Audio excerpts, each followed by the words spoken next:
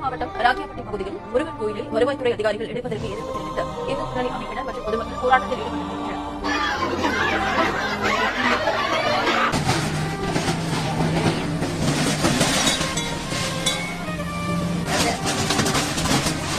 திருப்பூர் எத்தனை பேர் போயிருக்கீங்கன்னு தெரில.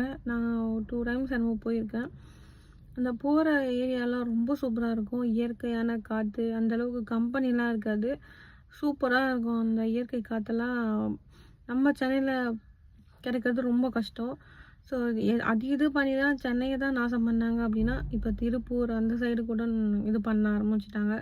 ஸோ அந்த ரோடெலாம் சூப்பராக இருக்கும். திருப்பூர், சேலம், ஈரோடு அந்த அந்த ரூட்டில் போகும்போது நமக்கு சூப்பராக இருக்கும். நம்ம சென்னையில் போனால் விண்டோ வந்து காரில் போனாலும் சரி, பஸ்ஸில் போனாலும் சரி, அவ்வளோ பொல்யூஷன் இருக்கும்.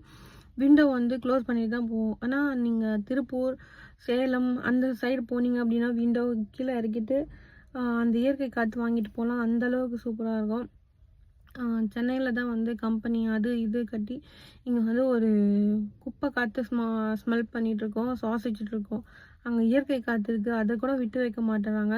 ஸோ இப்போ கோயில், மலை எல்லாத்தையும் வந்து இது பண்ணிகிட்ருக்காங்க. இயற்கையை வந்து எவ்வளோ அழிக்கிறோமோ அந்தளவுக்கு நமக்கு தான் பாதிப்பு ஏற்படும்னு அவங்களுக்கு புரியல போல இருக்குது. அந்த கோயில் இருக்கிறதுனால அவங்களுக்கு என்ன பிரச்சனைன்னு தெரியல. ஸோ அதை வந்து இடிக்கணும்னு பிளான் பண்ணி இடிச்சிட்ருக்காங்க. அண்ட் நிறைய மலைங்களை கூட இது பண்ணி எடுத்துகிட்டு வந்துட்டுருக்காங்க. நான் நிறைய இடத்துல பார்க்க முடியுது. ஸோ அந்த சைட்லலாம் மலை நிறைய இருக்கும். நான் பார்க்கறதுக்கே அப்படி கண்குள்ளா காட்சி மாதிரி இருக்கும். ஸோ இப்போ அது எல்லாமே சென்னை அழிச்சது போதாதுன்ட்டு இப்போ அதையும் அழிக்க ஸ்டார்ட் பண்ணிட்டாங்க. ஸோ அப்படியே கொஞ்சம் கொஞ்சமாக போயிட்டு உலகத்தையே அழிச்சிடுவாங்க பொழுது. உலகத்தில் அவங்க அழிக்க தேவையில்லை. இந்த இயற்கையை அவங்க அழிச்சா இயற்கையை நம்மளை அழிச்சிடும். ஸோ இதில் என்ன ஒன்று கஷ்டம் அப்படின்னா, அவங்களும் பாதிக்கப்படுவாங்க, அவங்க பாதிக்கப்பட மாட்டாங்க. அவங்க ஏறி வேறு நாட்டுக்கு போயிடுவாங்க.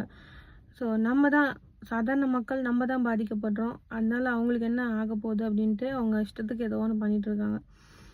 ஸோ இதனால் பாதிக்கப்படுறது அப்பாவி மக்கள் நம்ம தான். இப்படி இயற்கையாக இருக்கிற கோயில், மலை எல்லாத்தையும் அழிச்சிட்டு, இயற்கையை அழிச்சிட்டு என்னத்தை சாதிக்க போகிறோம்? இல்லை தேவையில்லாத கம்பெனி தான் வரப்போகுது.